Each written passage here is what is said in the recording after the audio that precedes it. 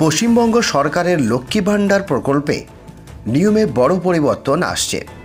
কয়েকটি নিয়ম মানতে হবে, তা না হলে ভাতা বন্ধ হয়ে যেতে পারে। প্রতি মাসে রাজ্যবাসীকে বিভিন্ন ভাতা দিয়ে থাকেন মমতা সরকার। পড়ুয়া থেকে বৃদ্ধ সকলেই পেয়ে থাকেন এই ভাতা। মাসে 1000 থেকে 1500 টাকা করে দিতে থাকেন মমতা সরকার। রাজ্যে পিছিয়ে পড়া সকল স্তরে মানুষের দিয়ে থাকেন এই ভাতা। এ রাজ্যে চালু আছে বিধবা ভাতা, বার্ধক্য ভাতা, লক্ষ্মী ভাণ্ডার, কন্যাশ্রী, যুবশ্রী মতো নানা রকমের ভাতা।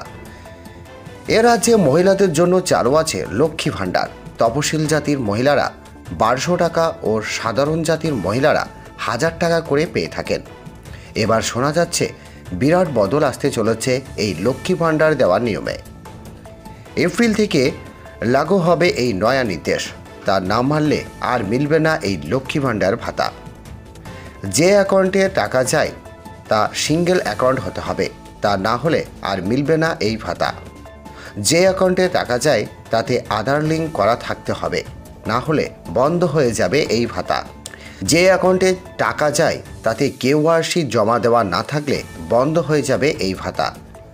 শোনা যাচ্ছে এই সকল নির্দেশ না মানলে এপ্রিল থেকে বাতিল হতে পারে এই ভাতা, এমনটাই জানিয়েছেন মুখ্যমন্ত্রী।